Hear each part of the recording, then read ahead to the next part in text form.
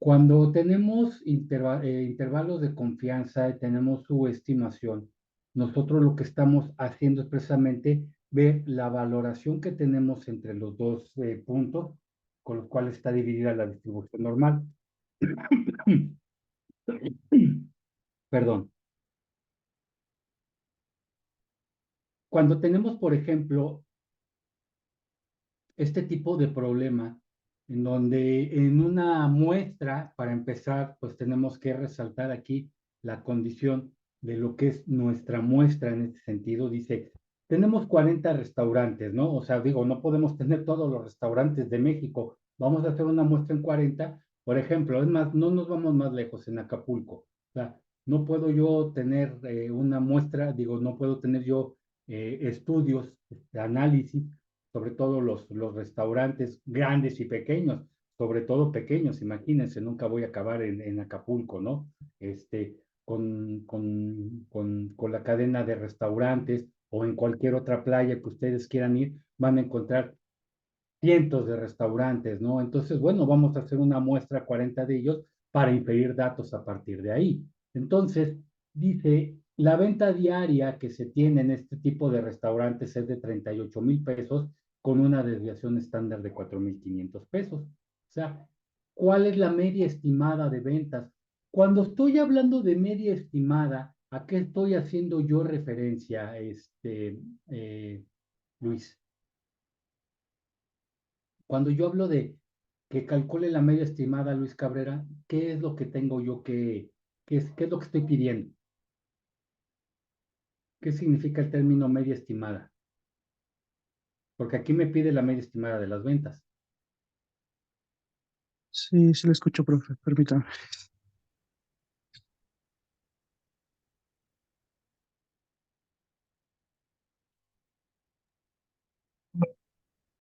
El cálculo que se tiene sobre una media muestral, vamos a inferir datos a partir de ella. Desde que yo utilizo el término inferencia, es que tengo una media estimada. Yo estimo que esta media es representativa de la población, por ende, muy parecida, ¿sí? A la media poblacional. Entonces, por eso, cuando me pide aquí en el inciso A, ¿cuál es la media estimada de las ventas? Me está diciendo, o sea, esta media que tú vas a obtener, entonces es un cálculo aproximado. ¿Cómo se llama esta estimación? Precisamente, pues ¿recuerdan cuál es el nombre que nosotros le vamos a dar a esto? Si es una media estimada. Bueno, lo que tenemos aquí es una estimación puntual. ¿Ok? O sea, cuando yo calculo, primero, por dato, como bien me dicen, aquí me dice que la media es de 38,000 pesos. Eso es la media puntual. Cuando me pide la media estimada, es la que yo voy a obtener posteriormente, ¿de acuerdo? Entonces, aquí en el inciso A, ¿cuál es la media estimada de las ventas? Ojo, es la estimación puntual. La media estimada de las ventas son esos 38,000 que tengo ahí. Es la estimación puntual, que es la media estimada de las ventas. B. El intervalo, pues el intervalo lo vamos a calcular a partir de la media, a partir de la desviación estándar y a partir del error. ¿Ok? Es decir, a esos 38,000 que tengo yo como estimación puntual o media estimada, le voy a sumar y le voy a restar ese 2,58. ¿Ok?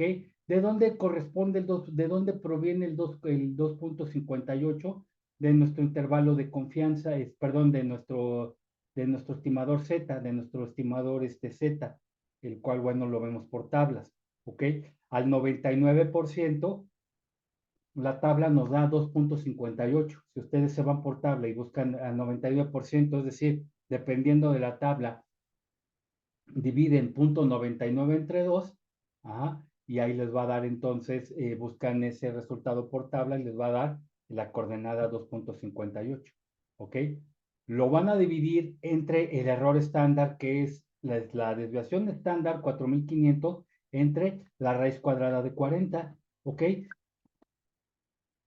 Al finalizar, y ya hacer 2.58 por el error estándar, ustedes van a obtener un intervalo que está entre los 36.164.30 y los 39.000. Obviamente la media debe de estar ahí, precisamente fluctuando entre los 36.000 y los 39.800, ¿ok? Cerrando cifras. Entonces, aproximadamente 99% de los intervalos que se obtengan de manera similar va a contener a la media poblacional. ¿Qué quiere decir esto? Que si yo tomo otra media en otros 35 restaurantes, en otros 20, en otros 50 restaurantes, vamos a obtener, deberíamos obtener entonces valores de una media que fluctúe entre los 36.164 y los 39.835.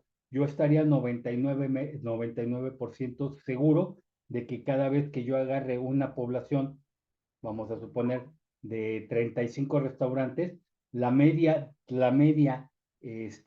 va a mostrar la estimación puntual o la media estimada que vamos a obtener de esta otra muestra va a estar entre, o sea, va a estar entre 36.164 y 39.835. ¿De acuerdo? Eso es lo que podríamos nosotros llegar a concluir en nuestro análisis. ¿Alguna duda hasta aquí?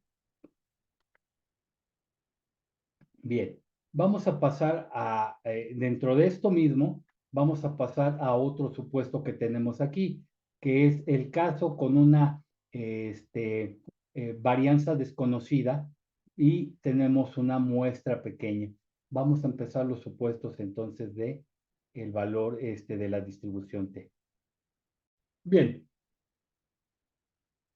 cuando vamos a ocupar una distribución T para resolver problemas, debemos de tomar en cuenta las siguientes características y atributos para resolver bien un problema y decir, ¿qué voy a utilizar? ¿Una distribución N o una distribución T? La distribución T es muy parecida a la distribución normal en cuanto a forma, ¿ok? Pero vamos a ver los siguientes, los siguientes propiedades, ¿no? Entonces, hasta ahorita la población, o sea, una distribución normal normalmente estudia la población, ¿ok? Pero también estudia muestras a partir de un número considerado de datos, ¿ok? Entonces, nosotros requerimos tener al menos 30 observaciones en una muestra para poder decir que podemos trabajar con una distribución normal. Sin embargo, ¿qué sucede cuando esto no se cumple? Es decir, ¿qué sucede cuando estamos trabajando con menos de 30 datos? ¿Ok? Entonces, es cuando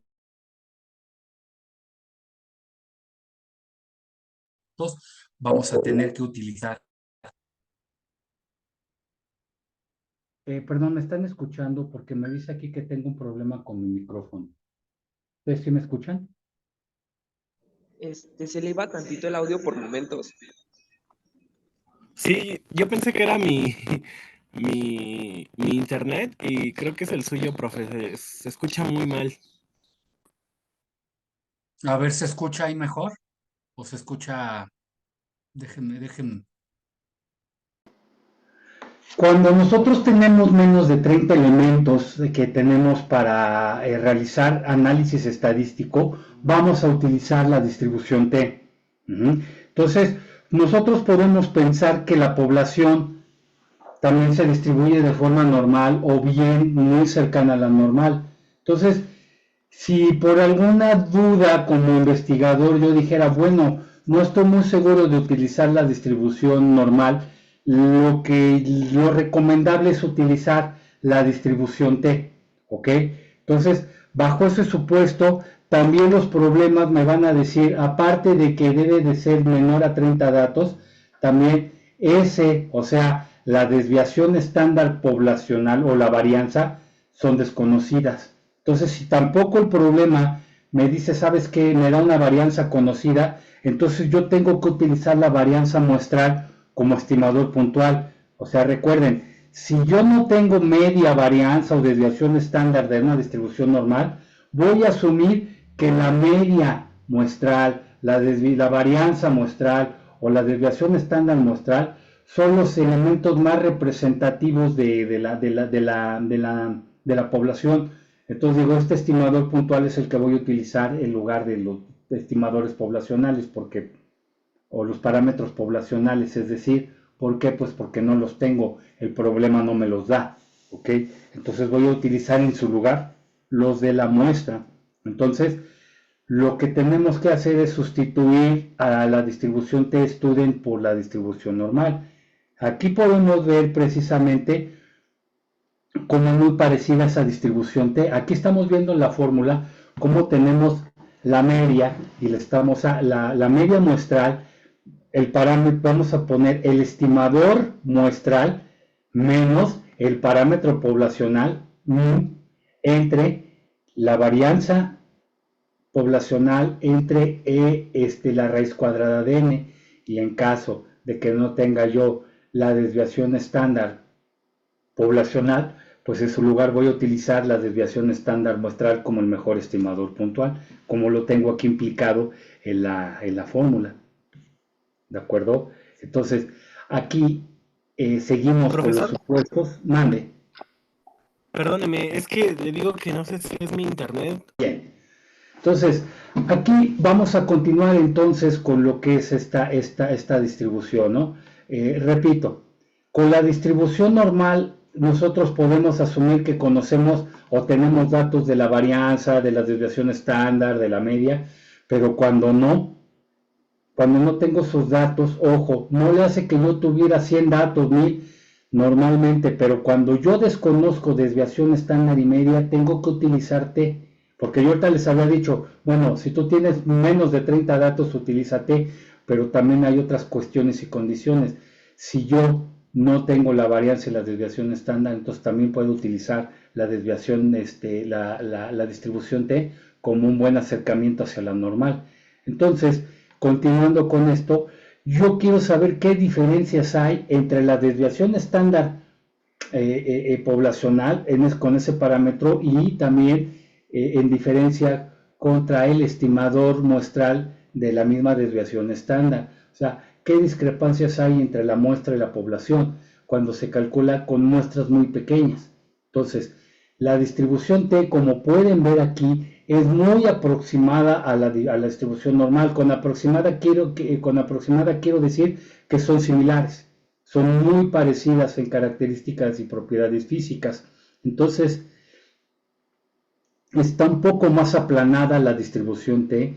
Vean las colas, cómo está más dispersa. Vean cómo estos puntos me dicen hay un poco de colas más anchas. A diferencia de la distribución normal, la distribución t es como un poco más achaparrada y más gordita, si lo podemos ver de esa manera, viendo las características. ¿Por qué? Pues esto se debe a lo que está haciendo la distribución estándar de la distribución t. ¿Por qué? Porque es mayor a una distribución estándar poblacional. Entonces, al ser mayor las desviaciones, es decir, al haber un poco más de error, hace que las colas se vuelvan más anchas. Entonces, vamos a definir, y por ahí les puse un video de lo que significan los grados de libertad. Cuando nosotros calculamos los valores críticos, es decir, los valores t de tablas, porque antes eran los valores z de tablas, que era para describir a la distribución normal, ahora para describir a la distribución t, vamos a trabajar con valores críticos, y requiere la distribución t de grados de libertad. Entonces, en los números de grado de libertad tiene que ver con el número de muestras que estamos tomando o que tenemos menores a 30, y van a variar después de poner ciertas restricciones, ¿no?, para los valores de los datos. Aquí vamos a un ejemplo para más claro. Vamos a suponer que 10 calificaciones de un examen. Dicen, bueno, hay 10 calificaciones de un examen que tiene una restricción cuyo valor de la media es 8.0 o 80, si estamos viendo de la escala de 1 al 100. Entonces, de estas 10 calificaciones, la suma debe de ser mayor a 800. Entonces, vamos a suponer que si parametrizamos o calificamos el examen con valor no de 10 sino de 100, o sea, ustedes pueden tener una calificación de 79, de 80, de 61, de 99, etcétera, etcétera. Yo voy a sumar la calificación, entonces alguien tuvo 80, alguien tuvo 90, alguien tuvo 70, alguien tuvo 60. Entonces voy a obtener aquí que si la restricción, ojo, de la media es de 80, esa es la restricción. Nadie va a tener 90, nadie va a tener 100. Nada más me voy a fijar en los que tengan 80. Entonces lo voy a hacer para las 10 calificaciones que se requieren. Por lo tanto, al sumar 80, voy a obtener una suma de 800 por esos 10 exámenes que estoy haciendo. Entonces podemos asignar de forma libre los valores a las primeras 9 calificaciones y vamos a determinar la última puntuación, o sea, el último examen. Entonces ahí vamos a poner n-1 o lo que es lo mismo, 10 menos 1 grados de libertad, o sea, se tienen 9 grados de libertad, ¿ok? Entonces, al someter esta restricción, estamos evitando problemas de errores, por ejemplo, en las colas o con los números, estamos ajustando el dato en pocas palabras. Entonces, siempre vamos a decir grados de libertad es igual al número de la muestra menos una de ellas. Si yo tengo entonces 30 personas en una muestra, pues entonces el grado de libertad que yo voy a calcular en la tabla es 29, ¿ok? En la tabla T. Entonces eso es lo que yo voy a calcular. Por otro lado, en el ejemplo de los restaurantes, por ejemplo, que estamos viendo, si yo estoy sondeando 40 restaurantes, entonces voy a obtener n-1 grado de libertad, voy a entonces hacer el conteo sobre 39 y así sucesivamente.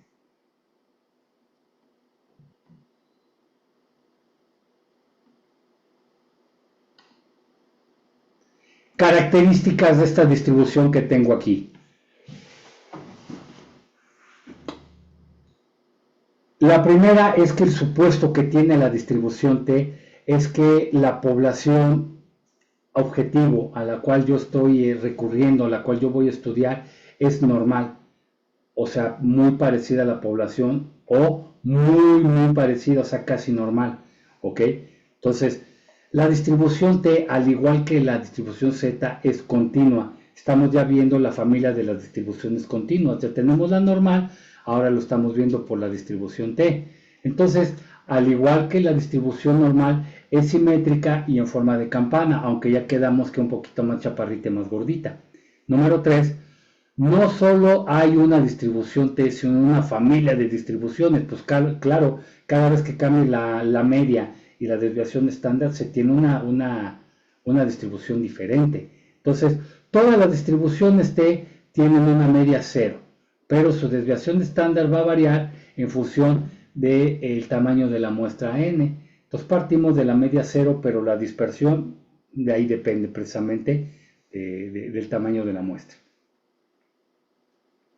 Entonces, vamos a ver un ejemplo. Con una distribución T para una muestra de tamaño 20, hay otra de tamaño 22 y así sucesivamente. O sea, podemos tener una de 20, otra muestra de 22, otra de 24.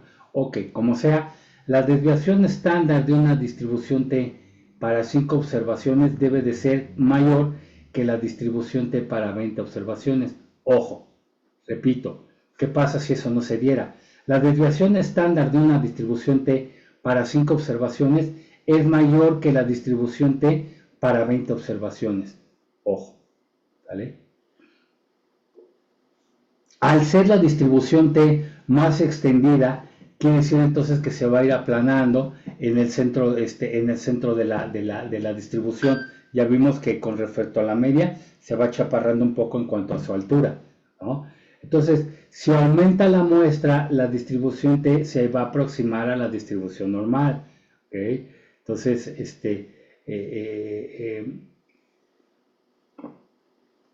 al tener más datos, nosotros entonces estamos aproximando cualquier distribución hacia una normal. Entonces estamos disminuyendo el término del error. Entonces, si el error disminuye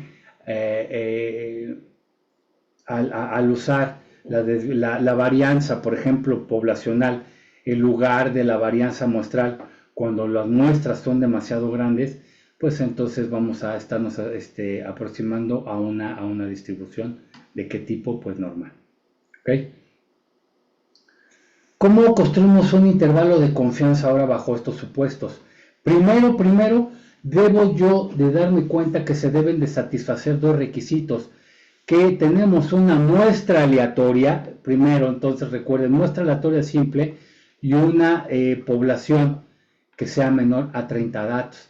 Si yo no conozco la varianza, o sea, tengo una varianza desconocida, como normalmente pasa, entonces voy a utilizar n-1 grados de libertad y vamos a utilizar Excel, calculadoras, apps, R, ¿verdad? Para que podamos nosotros responderlo. O bien, en su defecto, pues vamos a utilizar una tabla de distribución, en ese sentido, el de la distribución T, para encontrar el valor crítico T, que corresponde pues a un nivel de confianza dado, ¿no? Dado en el problema. Entonces, 3. Evalúe el margen de error utilizando entonces la T, el valor crítico T. Ya ven que normalmente para los intervalos nosotros lo que estamos utilizando es la media. Pues ahora no vamos a utilizar la media. Ahora, ¿qué vamos a utilizar? Vamos a utilizar entonces ese margen, ¿no? que vamos a ver aquí. Por ejemplo, vamos a utilizar en lugar de X, vamos a utilizar la T. El error va a estar dado por mi T calculada. Acuérdense que el error estándar normalmente estaba dado por el valor Z multiplicado por el error. Ahora no. Ahora en lugar del valor Z va a ser el valor T, ¿ok? Que nos va a dar por tabla. E igual lo vamos a multiplicar por el error estándar. Ahí sí no hay de otra, ¿ok? Y 4. Utilizando el valor del margen de error que así le vamos a llamar, y el valor de la media muestral, pues vamos a obtener ese intervalo. Mu, o sea, vamos a presumir que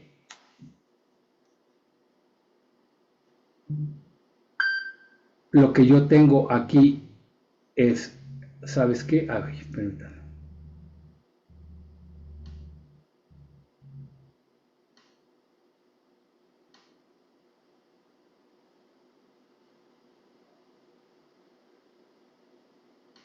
Bien, me voy a llevar mi flechita. Entonces, aquí, este valor que tengo aquí es mu, lo que yo asumo como mu, y decir, para calcular los intervalos, entonces voy a utilizar la media muestral y le voy a restar el valor del error muestral, y para irnos hacia el intervalo de la derecha va a ser entonces mi media muestral en el sentido X barra más el error muestral, o bien X más C o X menos C por X más.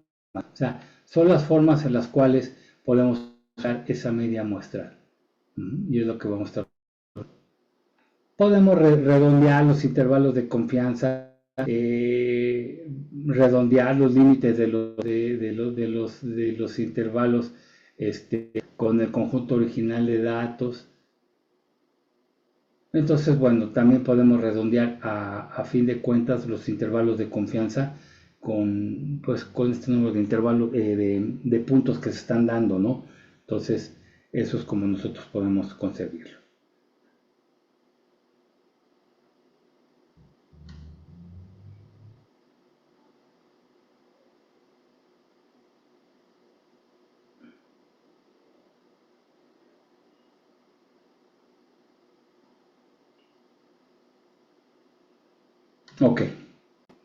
Ok, entonces vamos a ver este ejemplo donde vamos a encontrar el valor crítico por T de tablas que corresponde al nivel de confianza del 95% con una muestra de tamaño 15.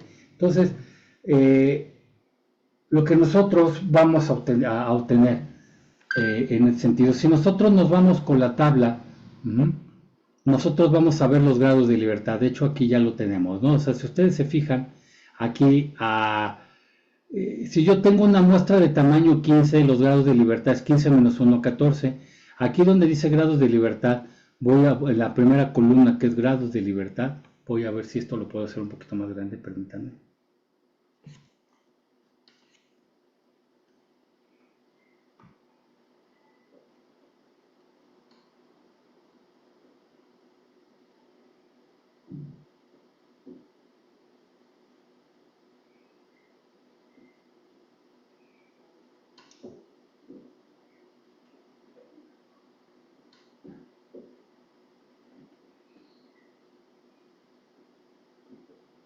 Bien, entonces, aquí con este valor 14, ahí ya me perdí, a ver, el valor 14, y un nivel de confianza del 95%,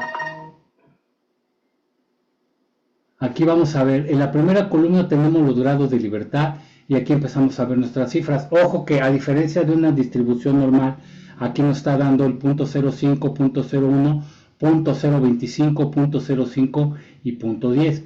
Entonces, si nos está pidiendo al 95%, entonces, ¿cuál tomaría yo entonces como referencia?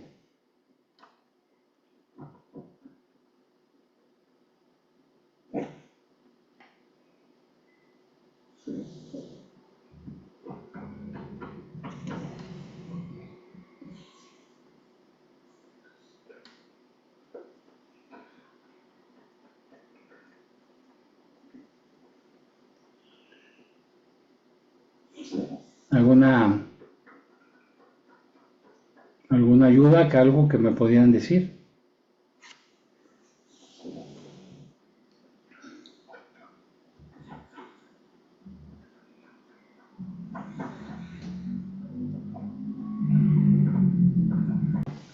Entonces así podemos ubicarlo nosotros de esta manera para que cuando nosotros veamos esos grados de libertad podamos determinar precisamente qué es 2.145 y así es como lo vamos a buscar en tablas, ¿sí? Ojo que aquí dice área de una cola y área de dos colas. Cuando estamos viendo el caso de dos colas, estamos partiendo entonces el 5% en 2.5 de un lado y 2.5 del otro. Estaremos diciendo que del lado derecho, entonces, en ese 0.025 o 2.5% vamos a encontrar el valor T, que corresponde a 2.14, ¿no? Que lo vimos por tablas.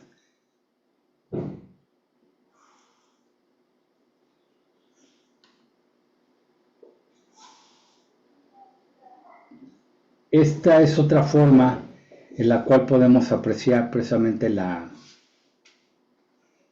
la gráfica nuestros puntos, ¿no? De valor T crítico para una cola y para dos colas. ¿Hay problema? Miren, aquí tenemos el problema de una cola, nada más estamos viendo esta cola, entonces tendríamos que calcular, ojo, aquí arriba, déjenme lo enmarco bien.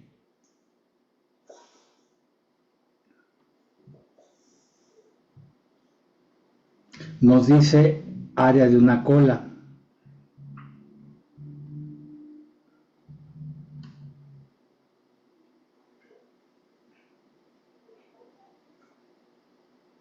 Bueno.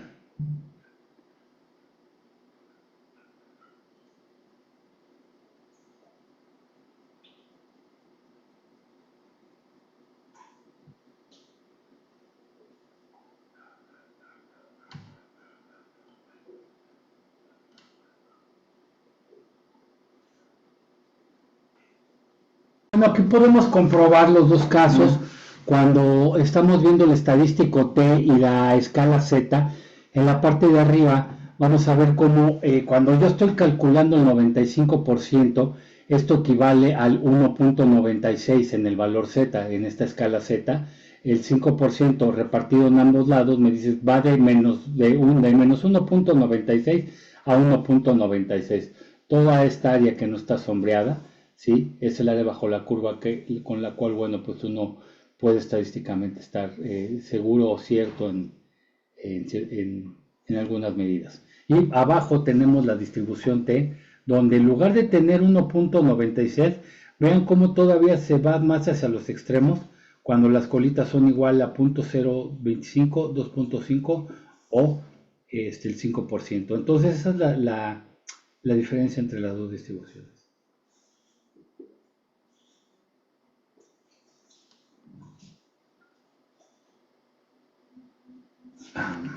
Ok, vamos a utilizar esta tablita. Esta tablita es importante, es muy reveladora porque me dice, oye, ¿cómo vas a utilizar la distribución Z o la distribución T? Pues lo primero que debes de ver es tomar en cuenta tus datos.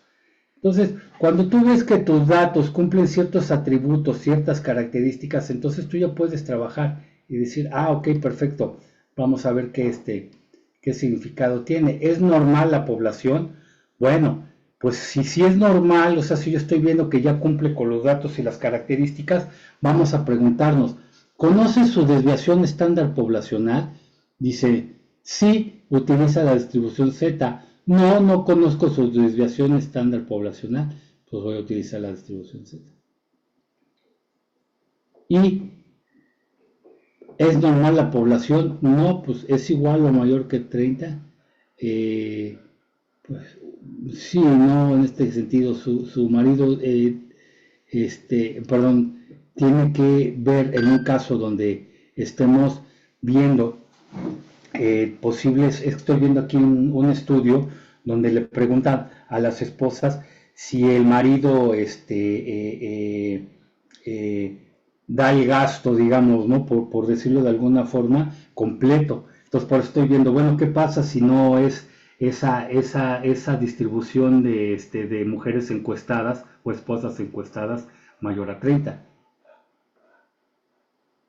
Entonces, ahí me dice n es igual o mayor que 30, pues si no, vamos a utilizar una prueba no paramétrica, ya veremos después de qué se trata, y si n es igual o mayor a 30, pues vamos a utilizar la distribución Z. Entonces, fíjense cómo esto pues sí va repercutiendo prácticamente en el conocimiento de cómo saber qué tipo de distribución Z utilizar o qué tipo de distribución es la que la va a sustituir. Entonces, aquí dice, un fabricante de llantas quiere investigar cuál es el tiempo de vida de recubrimiento de sus llantas. En una muestra de 10 llantas que se corrieron, en donde se corrieron 80.500 kilómetros, se encontró que el espesor medio del recubrimiento restante era de 81.5 centímetros con una desviación estándar de 9 centímetros. Determina un intervalo de confianza de 95% para la media poblacional. Es razonable que el fabricante concluya que después de los 80.500 kilómetros la media poblacional del espesor del recubrimiento sea de 72 centímetros.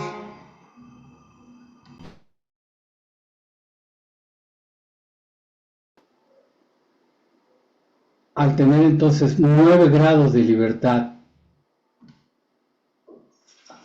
y 0.05 o 95% de confianza, tenemos entonces que el valor estimado por tablas de T es igual a 2.262, es correcto.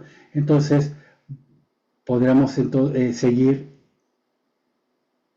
con este problema, y lo que vamos a tomar entonces en cuenta es que nuestro estimador puntual es 81.5 y le vamos a sumar y a restar el resultado de la distribución T del valor crítico, que es 2.62 con 9 grados de libertad y al 95% de confianza, multiplicado entonces por 9 entre la raíz cuadrada de 10.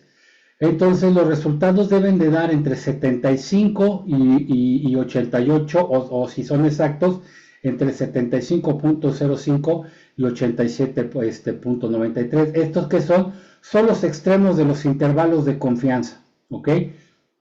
Por lo tanto, si me está diciendo, sería razonable concluir que el fabricante, después de 80.500 kilómetros, concluyera que la media poblacional del espesor del recubrimiento es de 72 centímetros. Bueno, no es razonable concluir que la media poblacional se encuentra en ese intervalo. Lo que el fabricante puede estar razonablemente seguro, con un 95% de confianza, es que ese espesor medio, ese espesor promedio, no se encuentra entre 75 y 87. Y como 72 centímetros no está dentro del intervalo, no es posible entonces que la media poblacional se hace de 72. ¿Ok? 72 no está en este intervalo. Entonces, para empezar, por ahí no estamos nosotros pudiendo concluir satisfactoriamente esta pregunta. ¿De acuerdo? ¿Hay alguna duda?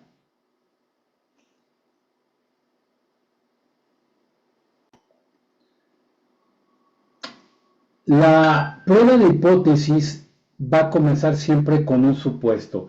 El supuesto que nosotros vamos a tomar en cuenta es una posible hipótesis. Entonces, esto cuando hacemos una hipótesis, lo vamos a hacer siempre sobre el parámetro de la población. Nosotros vamos a suponer que una media de 7.5, por ejemplo, en una calificación, estamos suponiendo que es para toda la población. ¿Okay?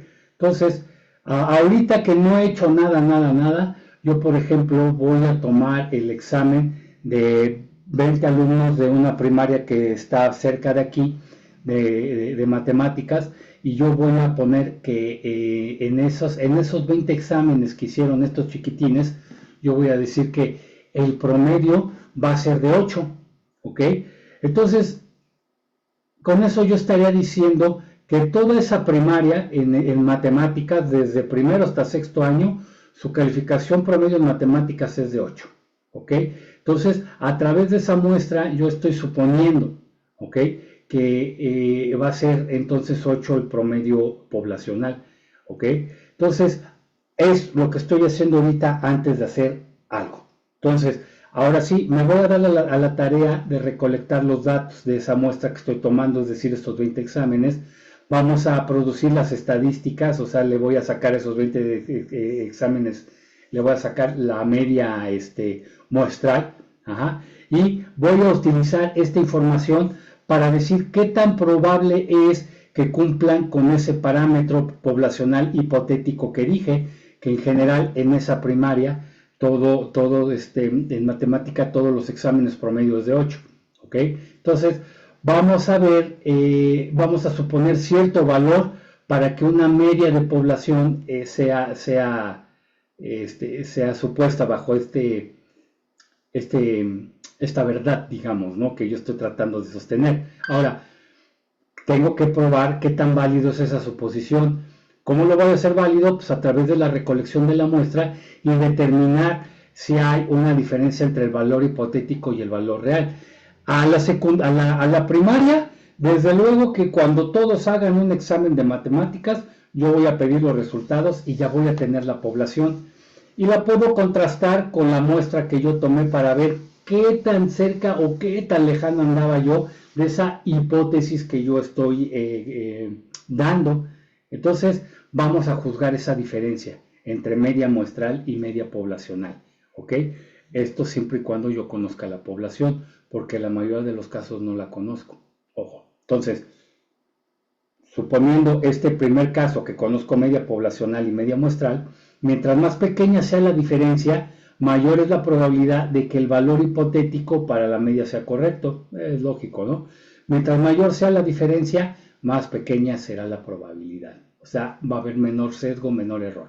Pero, como les comento, dado que la diferencia entre el parámetro poblacional y el estimador muestral, pues se conocen, vamos a poder nosotros de alguna manera aceptar o rechazar una hipótesis si no trabajar antes en ella, ¿no? Entonces, pues hay que validar. Entonces, en las pruebas de hipótesis, como en las decisiones de la vida real, las soluciones claras o bien definidas son la excepción, pero no la regla. Es decir, podemos tener nosotros varias soluciones, varias formas de poder estudiar el caso o de hacer un análisis, ¿no? Limitante, claro, pero al fin de cuentas se puede realizar. ¿Cuándo voy a poder aceptar o cuándo voy a rechazar yo una hipótesis? Bien,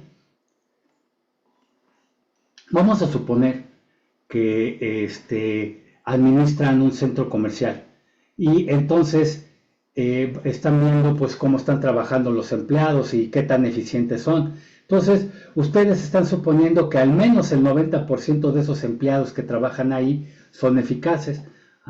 ¿Cómo vamos a validar esa hipótesis? ¿Cómo le harían? ¿No? Entonces, para calcular el método de muestreo vamos a ver el cálculo de la eficiencia de quién de una muestra.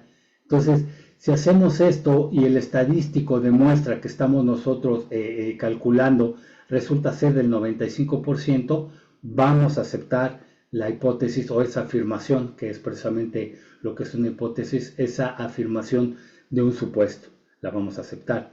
Pero, si esto sí es al 95%, pero ¿qué pasa si el estadístico me dice que sí es bueno y válido al 46%?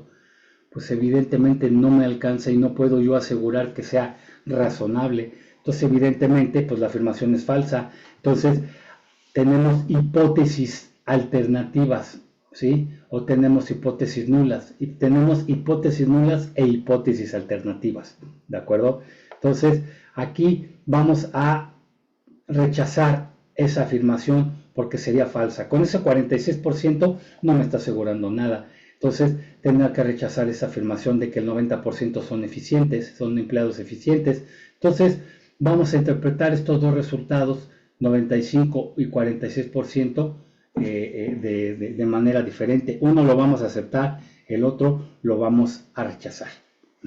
Ahora, vamos a bajarle un poquito el grado de confianza. Vamos a decir, ¿sabes qué? Yo tengo aquí, vamos a suponer que ya no es del 95%, ahora va a ser del 88%. Un valor que es relativamente cercano al 90%, pero ¿qué tan suficientemente cercano es para que yo diga, bueno, esta hipótesis es correcta? ¿Ok? Entonces, si nosotros aceptamos o rechazamos la hipótesis, nosotros no podemos tener la certidumbre de que es la decisión correcta. Entonces, por consiguiente, vamos a tener que ver cómo manejar la incertidumbre ante todo este tipo de suposiciones o de supuestos que estamos haciendo cuando presentamos pruebas de hipótesis. O sea, no podemos aceptar o rechazar a lo loco, como se dice vulgarmente, ¿no? O sea, tenemos que aceptar o rechazar una hipótesis sobre quién, sobre un parámetro de población en este caso, pero no lo podemos hacer a manera intuitiva. Necesitamos entonces una decisión objetiva de aceptar o de rechazar, más que, bueno, pues me late que fue esto, de chiripa, ¿no? O pues ya vamos a meternos un volado para ver si, no, eso no tiene que ser. Tenemos que utilizar la información de la muestra. Entonces, eso sí nos va a ayudar y nos va a permitir previamente la información a hacerlo. Entonces, vamos a declarar una hipótesis que le vamos a llamar nula. Repito, hay hipótesis nula y hay hipótesis alternativa.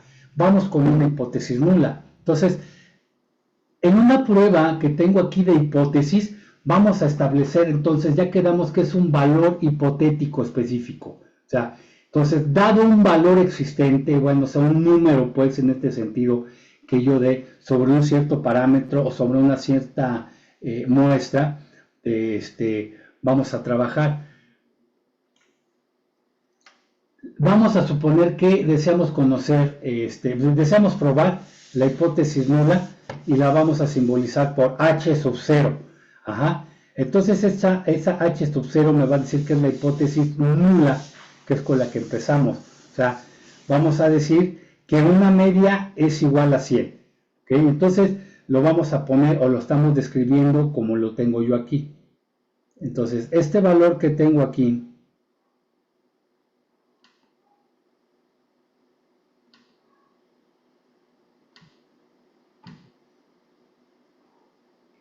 me está diciendo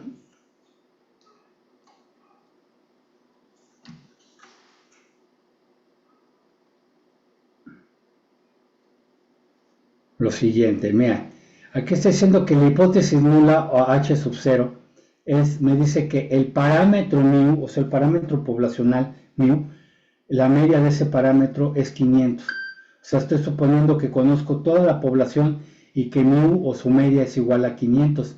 Entonces, la hipótesis nula sería el comienzo para que nosotros partamos de aquí. Entonces, la hipótesis nula surge en las primeras aplicaciones de la agricultura y de la medicina, ¿no? En la estadística. Esas aplicaciones comenzaron a hacerse ahí. Y aquí yo lo que estoy sosteniendo es que mi hipótesis nula es que la media poblacional μ es igual a 500. Ahí está mi primera hipótesis. ¿Qué tal si no es igual? ¿Qué tal si es mayor? ¿Qué tal si es menor? ¿No? O sea, entonces necesitaría hacer el muestreo y ver la calidad de los datos para aceptar o rechazar esa hipótesis. Entonces, para probar la efectividad de un nuevo fertilizante, de una nueva medicina, entonces era, por ejemplo, decir si hay o no un efecto. Aquí, por ejemplo, sí podemos utilizar el valor binario, de decir se cumple o no se cumple. Es decir, ¿hay diferencia entre las muestras tratadas o no hay diferencia entre las muestras con la cual yo puedo inferir si un medicamento pues ya se puede sacar al mercado, si ya puede hacerse patente, ¿no? En ese sentido. Entonces, para que nosotros utilizamos el valor hipotético o en este caso, y no vamos a poder utilizar mu h sub 0 como tenemos aquí. Si no hay problema utilizamos un valor hipotético de una media, esto sería su símbolo.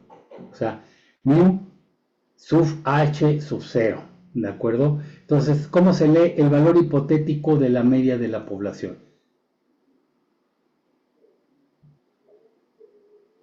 Ahora, ¿por qué llamarse hipótesis nula? O sea, si los resultados de una muestra no respaldan la hipótesis nula, ¿qué es lo que va a pasar? O sea, los datos me están diciendo, ¿sabes qué? Esto no tiene, o sea, no puede ser una hipótesis nula. Entonces, se está cumpliendo otra cosa, se está dando otra cosa.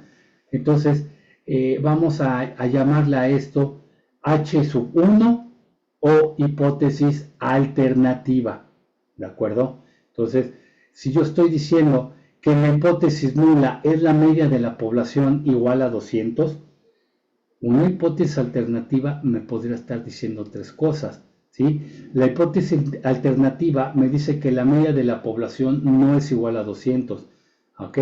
Ahí lo vemos con el símbolo, con ese símbolo que está bloqueando el igual, ¿no? Otro es que la hipótesis alternativa es que la media de la población es mayor que 200, y otro que me dice que la hipótesis alternativa es que la media de población es menor que 200. Entonces ya empezamos a ver para qué sirve el mayor que y el menor que. ¿Okay? Y vamos a ver por último el objetivo de la prueba de hipótesis.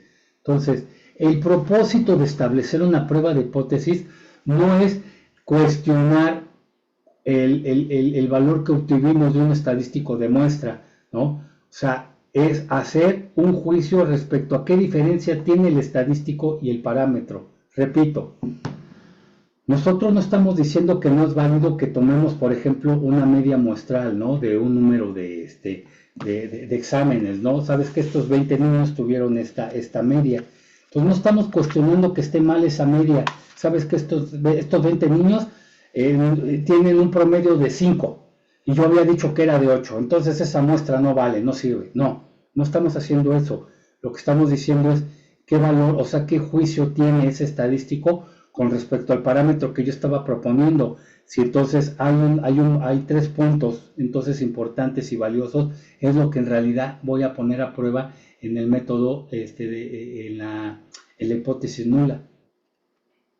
Entonces, la distancia, vuelvo a repetir, que hay entre la media muestral de esos 20 niños, de esa muestra de 20 niños cuyos resultados en un valor muestral es de 5 sobre sus exámenes. Entonces, pues aquí en este sentido, lo que tengo que hacer es compararlo contra una población, ¿de acuerdo? Entonces, cuando establecemos aquí es establecer una hipótesis nula y alternativa, entonces vamos a decir después de ello si se cumple o no la hipótesis nula, si no se cumple la hipótesis nula se cumple la alternativa, por ende, si no se cumple la hipótesis alternativa se cumple la hipótesis nula. Entonces, cuando nosotros establecemos la hipótesis nula y alternativa, vamos a ver qué criterio vamos a utilizar para confirmar si aceptamos o rechazamos esa hipótesis nula. Bueno, mañana voy a hablar un largo tendido de estos niveles de significancia, todo lo que significa el valor de la prueba, ya con ejemplos aplicados. Y entonces, bueno, pues vamos a ver todo lo que tiene que ver con ese